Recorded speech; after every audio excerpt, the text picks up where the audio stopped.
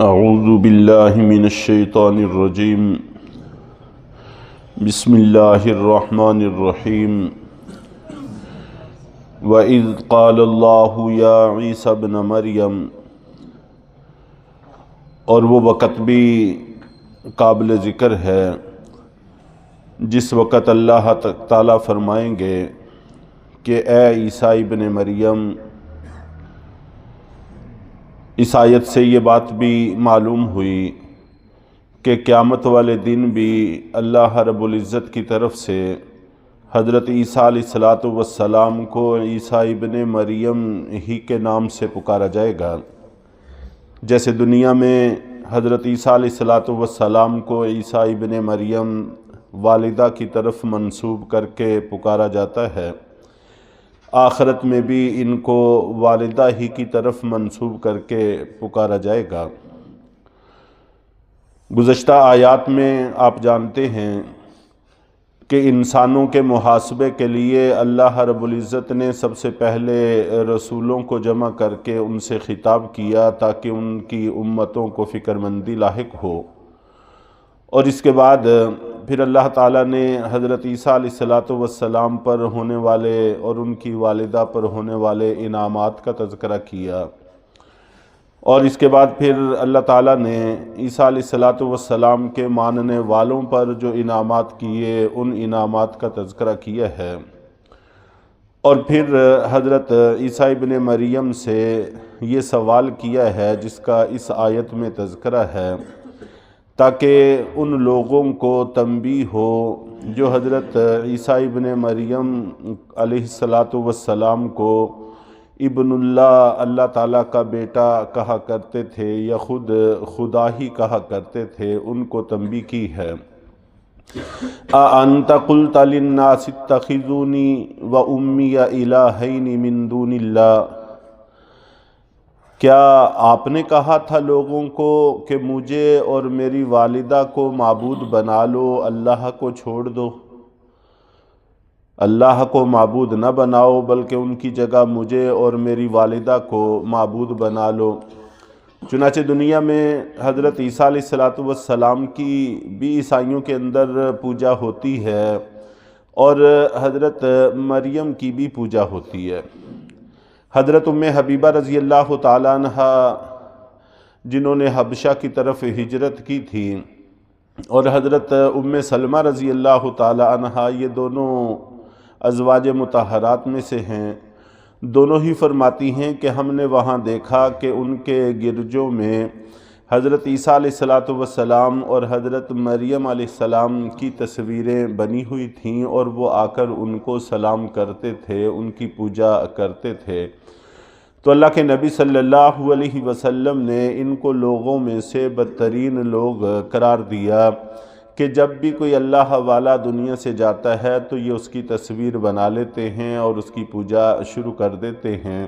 چنانچہ یہ ان کے برے ہونے کی علامت اور دلیل ہے۔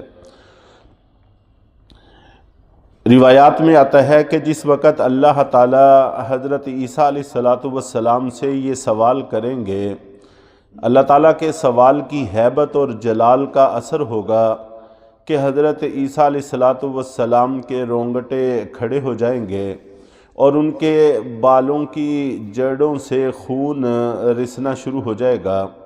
اور یہ کیفیت ان پر تقریباً 500 سال تک طاری رہے گی۔ چنانچہ احادیث میں یہی بات آتی ہے کہ قیامت والے دن اللہ کے سامنے کھڑے ہونے کی مجال کسی میں بھی نہیں ہوگی سوائے ہمارے نبی پاک صلی اللہ علیہ وسلم کے، کہ یہی اللہ کے دربار میں حاضری دیں گے اور اللہ کے غصے کے ٹھنڈے ہونے کا سبب اور ذریعہ بنیں گے۔ تو اللہ تعالیٰ کا جلال اتنی عظیم چیز ہے۔ چنانچہ حضرت عیسیٰ علیہ السلام سے جب یہ کیفیت زائل ہوگی، پھر اللہ ہی حضرت عیسیٰ علیہ السلام کے دل میں کچھ کلمات القاء کریں گے، اور ان کلمات کو حضرت عیسیٰ علیہ السلام ذکر کریں گے جس کا تذکرہ آگے آ رہا ہے۔ تو اللہ تعالیٰ کے دربار میں جس سے بھی سوال ہو گیا کہ تم نے یہ کیوں کیا ہے، تو یہ گویا اس کی ہلاکت اور بربادی کی ضمانت ہوگا۔ ایک موقع پر اللہ کے نبی صلی اللہ علیہ وسلم نے تبسم فرمایا، آپ مسکرائے، تو اس کے بعد صحابہ کرام سے فرمانے لگے کہ کیا تم جانتے ہو کہ میں کیوں مسکرا رہا ہوں؟ تو صحابہ کرام نے عرض کیا کہ اللہ کے رسول صلی اللہ علیہ وسلم اور اللہ ہی بہتر جانتے ہیں۔ تو آپ نبی پاک صلی اللہ علیہ وسلم نے فرمایا کہ میں اس شخص کے حوالے سے مسکرا رہا ہوں جو اللہ تعالیٰ کے سامنے اللہ سے کلام کرے گا۔ تو اللہ تعالیٰ کی جب جلال کی کیفیت نیچے آ جائے گی اور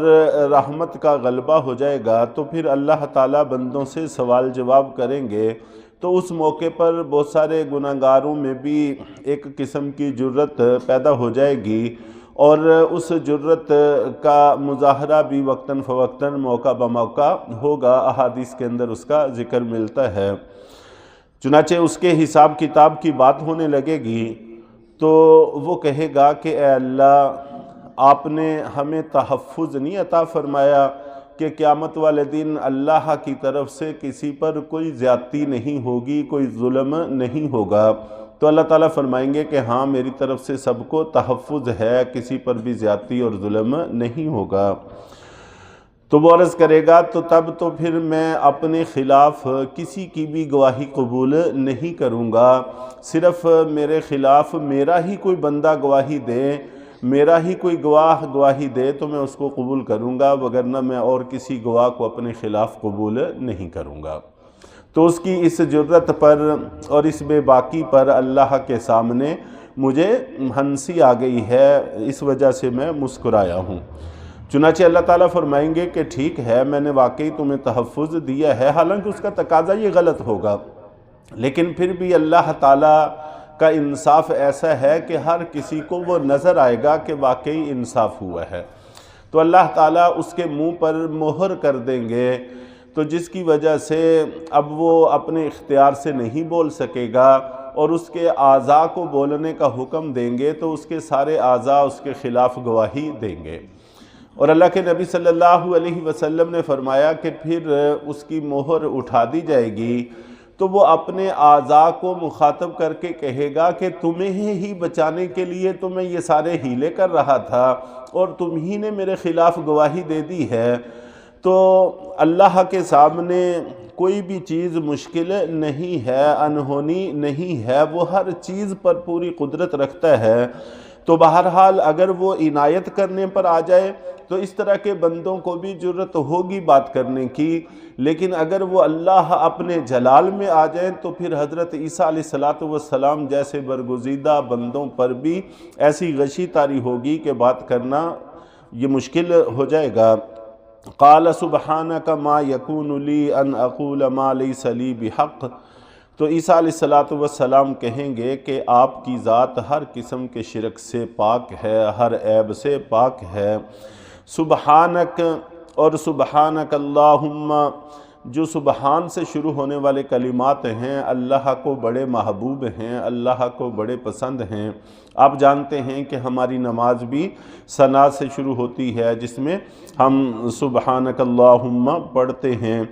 اور اسی طرح تیسرا کلمہ بطور ذکر کے جو سبحانک اللہم سے سبحانک اللہ سے شروع ہوتا ہے، یہ بھی ہمارے لیے بڑا اہم ہے اور اہم ترین ذکروں میں سے شمار ہوتا ہے۔ سبحان اللہ والحمدللہ ولا الہ الا اللہ واللہ اکبر۔ تو اللہ تعالیٰ کی تسبیحات میں اس کی بڑی اہمیت ہے،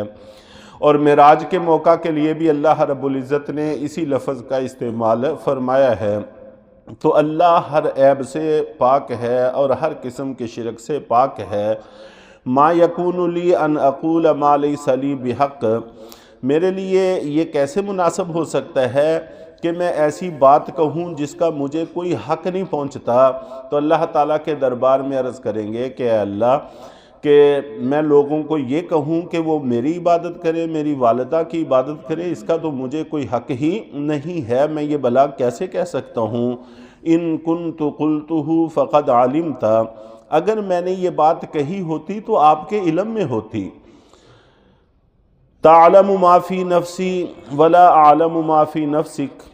آپ تو میرے جی کی ہر بات کو جانتے ہیں اور میں آپ کے کسی راز سے بھی واقف نہیں ہوں، آپ کی خفیہ باتوں میں سے کسی کا بھی واقف نہیں ہوں۔ انک انت علام الغیوب، یقیناً آپ غیب کو خوب اچھی طرح سے جانتے ہیں۔ ما قلت لهم الا ما امرتنی به ان اعبدوا اللہ ربی وربکم، جب تک میں ان میں رہا ہوں میں نے ان کو وہی بات کہی ہے جس کا آپ نے مجھے حکم دیا ہے، اور وہ بات یہ تھی کہ اللہ کی عبادت کرو جو میرا بھی پروردگار ہے اور تمہارا بھی پروردگار ہے۔ وَكُنْتُ عَلَيْهِمْ شَهِيدًا مَا دُمْتُ فِيهِمْ، اور میں ان میں جب تک رہا ہوں اس بات پر گواہ رہا ہوں۔ فَلَمَّا تَوَفَّيْتَنِي كُنْتَ أَنْتَ الرَّقِيبَ عَلَيْهِمْ، پھر جس وقت آپ نے مجھے اپنے پاس بلا لیا تھا تو آپ ہی ان پر نگران تھے، تو بعد کے معاملات آپ بہتر جانتے ہیں کہ یہ کیا کرتے رہے۔ وَأَنْتَ عَلَى كُلِّ شَيْءٍ شَهِيدٌ، اور آپ ہی ہر چیز پر نگران ہیں، ہر چیز کے گواہ ہیں۔ تو بہرحال عیسیٰ علیہ السلام کا خاص طور پر ان آیات میں تذکرہ ہے، تو کل کے درس میں انشاءاللہ عرض کیا جائے گا کہ حضرت عیسیٰ علیہ السلام کو آسمانوں پر اٹھایا جانا اس کی کیا حیثیت ہے۔ اللہ تعالی ہم سب کو قرآن پاک سے لگاؤ عطا فرمائے۔